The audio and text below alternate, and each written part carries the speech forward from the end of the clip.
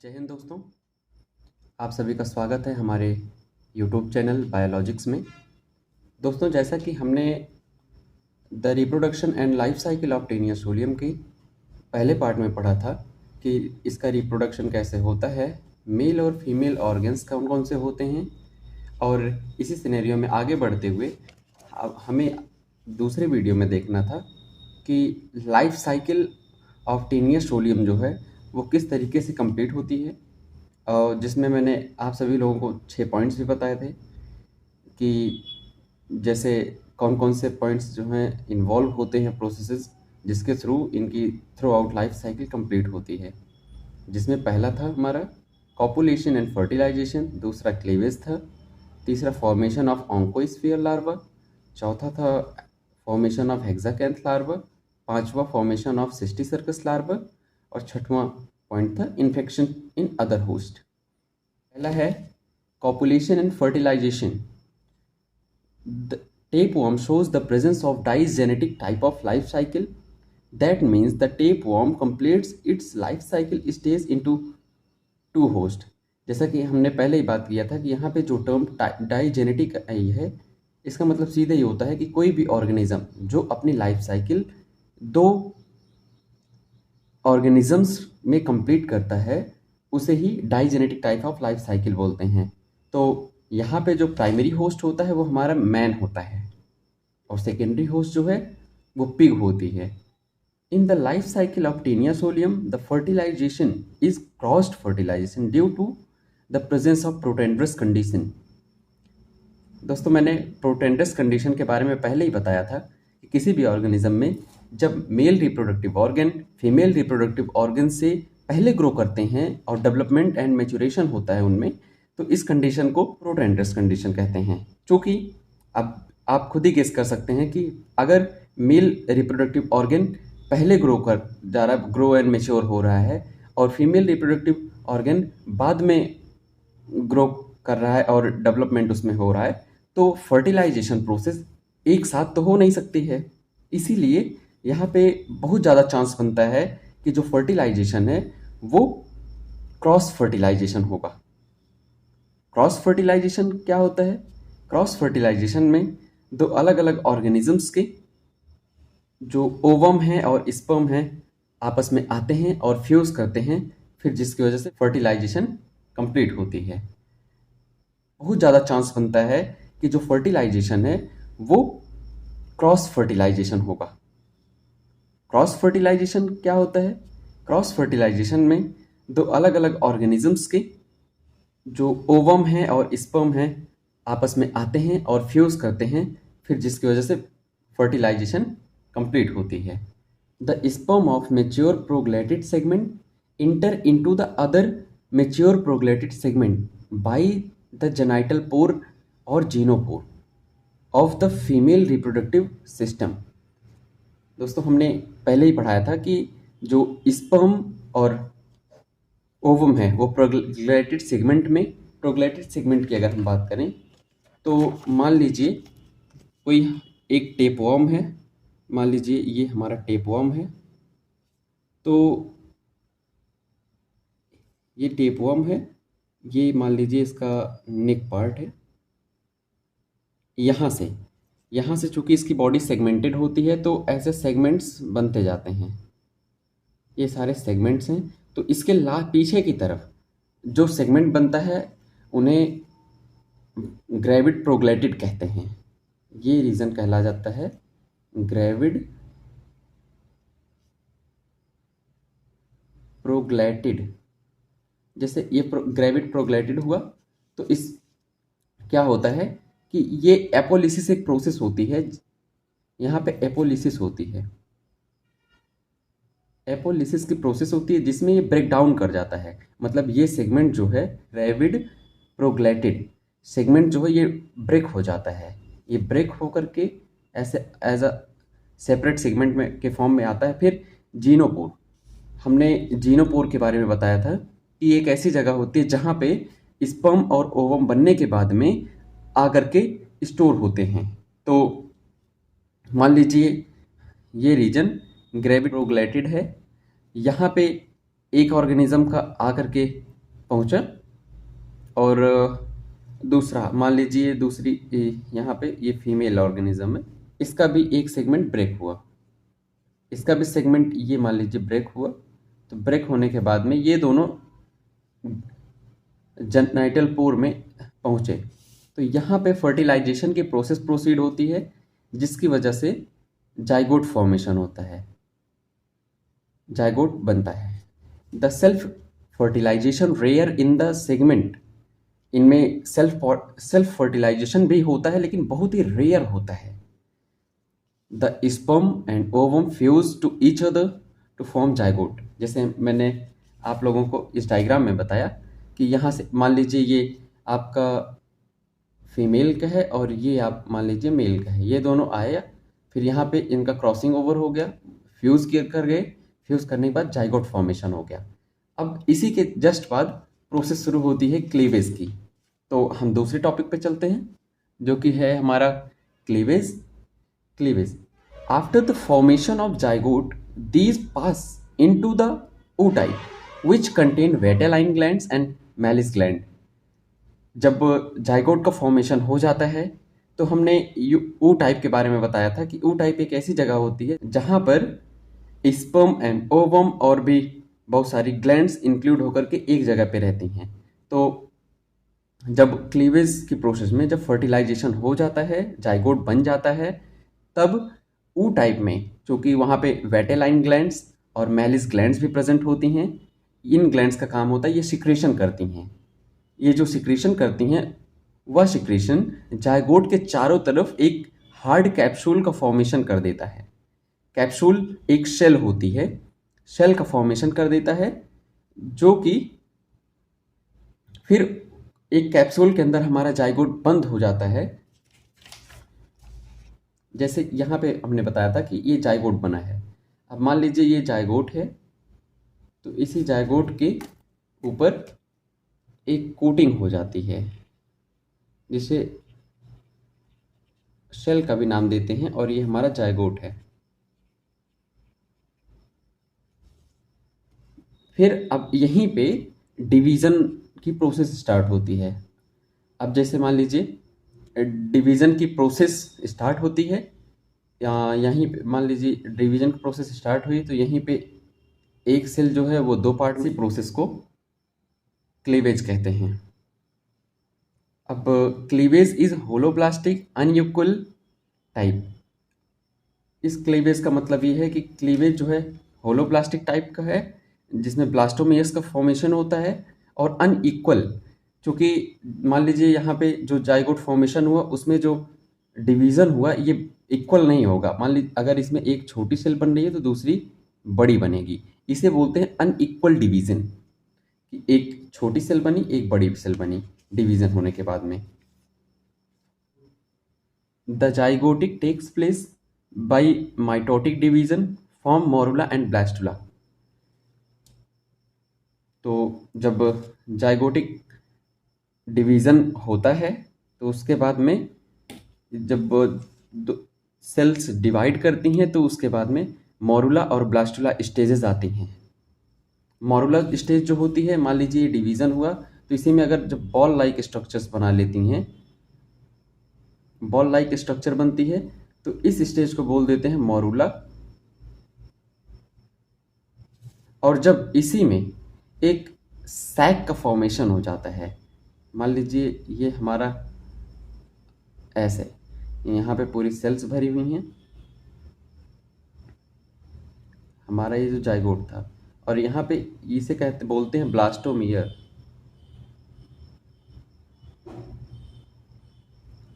Blastomere बोल देते हैं। ब्लास्टोमियर का फॉर्मेशन हो जाता है, इस स्टेज को मोरुला बोल देते हैं और इस स्टेज को बोल देते हैं blastula.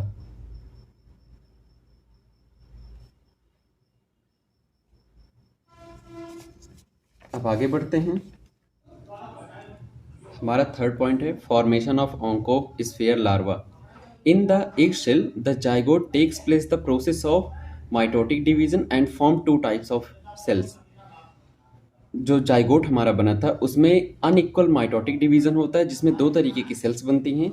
First one is embryonic cell and second one is megamere. मान लीजिए ये हमारा जाइगोट है, इसमें अनइक्वल माइटोटिक डिवीजन हुआ, तो इसमें स्मॉल वन जो है एम्ब्रियोनिक सेल का फॉर्मेशन हुआ और बड़ी वाली जो है मेगामियर का फॉर्मेशन हुआ, और ये एक सेल के अंदर बंद है। फिर जो हमारी नेक्स्ट पॉइंट पे बढ़ते हैं, the embryonic cell takes place the unequal mitotic division and form two types of cells. Further ये जो हमारी एम्ब्रियोनिक सेल है, इसमें अनइक्वल माइटोटिक डिवीजन होता है, ब्लैक कलर की यहाँ पे जो दिख रही है ये हमारी एम्ब्रियोनिक सेल है। इसमें अनइक्वल माइटोटिक डिवीजन हुआ, जिससे ये छोटे छोटे जो है माइक्रोमियर्स बनी, और बड़ी वाली सेल्स जो हैं लार्ज मेसोमियर बनी। The micromere takes place the process of growth and development and form ball like structure is called morula. ये हमारी छोटे माइक्रोमियर्स जो सेल्स हैं, इनमें फिर फर्दर ग्रोथ एंड डेवलपमेंट हुआ और डिवीजन होकर के मल्टी सेलुलर स्ट्रक्चर मॉर्यूला बनाई। नेक्स्ट पॉइंट पे, the large mesomere takes place the mitotic division and elongation process and form embryonic mesomere layer. और हमारी जो लार्ज मेसोमियर सेल थी, इसमें इलोंगेशन और इक्वल माइटोटिक डिवीजन हुआ, जिससे इसने मेसोमियर लेयर का फॉर्मेशन किया। फिर आगे पॉइंट है, the megamere covers the mesomere after some time the mesomere layer fused to the मेगामियर।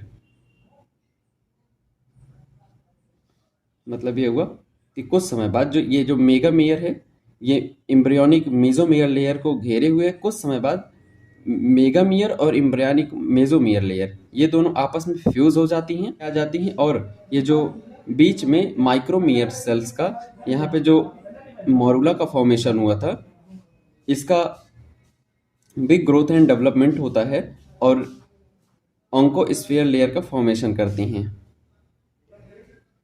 यहाँ पे ऑन्कोस्फीयर लेयर का फॉर्मेशन करती हैं। इस तरीके से हमारे ऑन्कोस्फीयर का फॉर्मेशन हो जाता है, और ऑन्कोस्फीयर जो होते हैं ये this are contains 6 hooked and consist of chitin. मतलब ये जो हमारी ऑन्कोस्फीयर लार्वा बना, इसमें 3 पेयर हुक्स पाए जाते हैं जो कि काइटिन के बने होते हैं।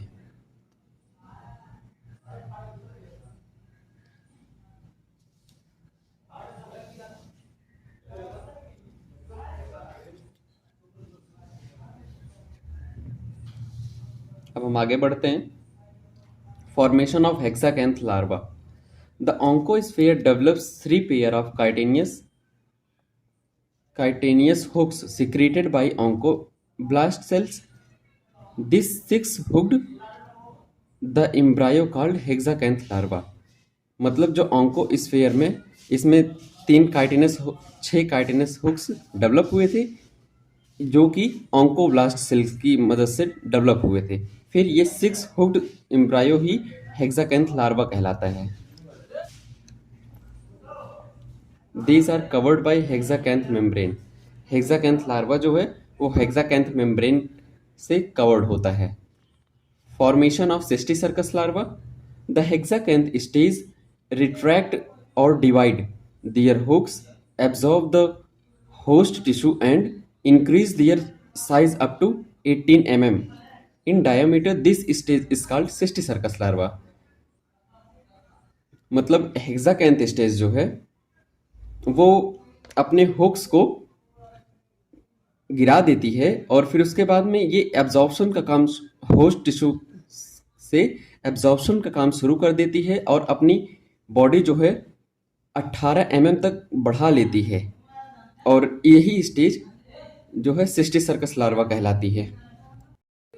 अब हम फाइनली लास्ट पॉइंट की तरफ बढ़ते हैं, जो कि infection to other host. The tapeworm shows digenetic type of life cycle. It means the 2 hosts are present in this cell are given below।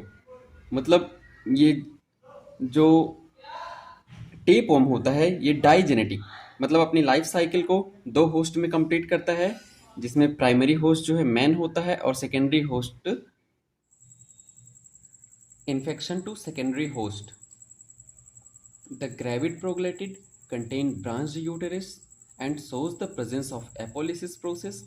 The posterior segment of tapeworm detach from the body and pass out with the host feces.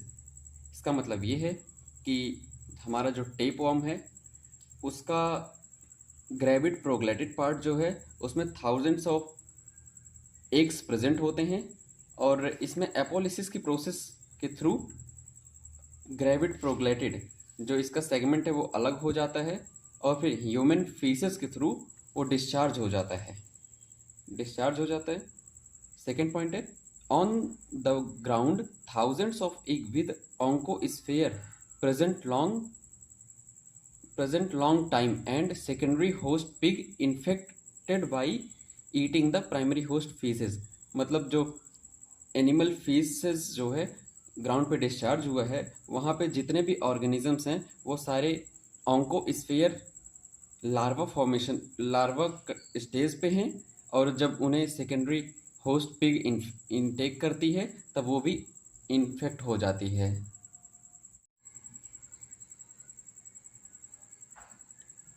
Due to this the oncosphere transfer into the pig intestine. Inside the intestine, the oncosphere and hexacanth stage takes place the growth and development process. तो यहाँ पे इस line के कहने का मतलब है कि मेनली जो है पैथोजन जो है हमारा टेपवर्म वो मेनली ऑन्कोस्फेयर स्टेज या हेक्साकैंथ स्टेज में ट्रांसफ़र होके जाता है, फिर वहाँ पे ये ग्रोथ एंड डेवलपमेंट परफॉर्म करता है। After some time, the hexacanth stage shows the presence of freely movement in the blood circulation. फिर बाद में इसका जो हेक्साकैंथ स्टेज होती है लार्वा की वो फ्रीली ब्लड सर्कुलेशन के साथ में पूरी बॉडी में मूवमेंट शो करती है। After some time, the hexacanth stage change into cysticercus larva and these larvae placed into the muscle or tissue in the body of pig। और बाद में ये जो हेक्साकैंथ कंडीशन में लार्वा मूव कर रहा था ये सिस्टिसर्कस लार्वा में कन्वर्ट हो जाता है और फिर जा कर के जो मसल्स या टिश्यूज़ जो होते हैं पिग के वहाँ पे ये स्टोर हो जाता है। The muscle which are contain the cysticercus larvae is called measly pork. मतलब इनके जो मसल्स है जहाँ पे सिस्टिसर्कस लार्वा को कंटेन कर लेती हैं तो उस पोर्शन को मेजीपॉर्क बोल देते हैं। लास्ट पॉइंट पे बढ़ते हैं। In the pork flesh containing about 500 Cysticercus larvae in about 1 kg pig meat. In the pig, the Cysticercus larvae survive for several years. अगर इस टॉपिक की बात करें तो यहाँ पे जो सिस्टिसर्कस लार्वा होता है जो पिग का मीट होता है उसके करीब 1 किलो में ये 500 की संख्या में प्रेजेंट होते हैं और ये वहाँ पे कई वर्षों तक सरवाइव कर सकते हैं। फिर इसके बाद में दूसरा पॉइंट है infection to primary host. Man get infection eating uncooked measly pork, then the cysticercus larva enter into the intestine of man. In the 10 to 12 weeks, the larval parasite takes place the growth and development process and change into the adult tapeworm. मतलब जब primary host यानी human जब मेशी pork जो है उसे अगर uncooked form में मतलब उसे सही से पका करके अगर नहीं खाते हैं तो सिस्टिसर्कस लार्वा जो है वो ह्यूमन के इंटेस्टाइन में पहुंच जाता है और फिर वहाँ 10 से 12 हफ्ते के अंदर जो लार्वल पैरासाइट है वो अपनी ग्रोथ और डेवलपमेंट करता है और फिर एडल्ट फॉर्म में कन्वर्ट हो जाता है और फिर इन्फेक्शन कॉज करता है। अगर हम इस कंप्लीट पॉइंट को प्राइमरी और सेकेंडरी इन्फेक्शन को सम अप करें तो इस डायग्राम में हम देख सकते हैं कि ये जो है 2 स्टेज में हमने इसे डिवाइड किया है। एक प्राइमरी होस्ट, ये जो इतनी प्रोसेस है वो ह्यूमन बॉडी में चल रही है और इतनी प्रोसेस जो है वो पिग की बॉडी में चल रही है। फाइनली हम कंप्लीट लाइफ साइकिल को अगर सिंप्लीफाई करें तो देखते हैं कि जो टेप वर्म है वहाँ से उसका ग्रेविड प्रोग्लैटिड एपोलिसिस की प्रोसेस से अलग हुआ और ह्यूमन फीसस के थ्रू आके ग्राउंड पे आ गया। ग्राउंड पे आने के बाद में कोई पिग आई, उसे इनटेक कर ली, जिसके पिग के इंटेस्टाइन में पहुंच गया और ये जो स्टेज होती है, जिस स्टेज में पहुंचता है उस स्टेज को इंसिस्टेड हेक्साकैंथ कहते हैं या ऑन्कोस्फीयर स्टेज में पहुंचता है। फिर इंटेस्टाइन में पहुंचने के बाद में फ्री ऑन्कोस्फीयर कंडीशन में ये पिग के ब्लड स्ट्रीम में पूरा फ्लो करता है। फिर वहाँ से पहुँच जाता है जो मस्कुलर रीजन और टिश्यू रीजन है, वहाँ पे पहुँच जाता है और वहाँ पे सिस्टिस सर्कस लार्वी की स्टेज में ये वहाँ पे रह जाता है। वहाँ पे ये कई वर्षों तक रह जाता है, जिसकी वजह से इस पोर्शन को मेशी पॉर्क बोल देते हैं। फिर इसी मेशी पॉर्क को जब ह्यूमन अनकुक्ड कंडीशन में इनटेक करता है तो फिर ये लार्वा, सिस्टिस सर्कस लार्वा जो है वो पहुंच जाता है ह्यूमन बॉडी में। फिर वहाँ पे ग्रोथ एंड डेवलपमेंट अपनी प्रोसेस को प्रोसीड करता है और फिर लास्ट में फिर से एडल्ट फॉर्म में कन्वर्ट हो जाता है। इसी तरीके से ये कंप्लीट प्रोसेस कंटिन्यू चलती रहती है और यहीं पे इनकी कंप्लीट लाइफ साइकिल ख़त्म होती है।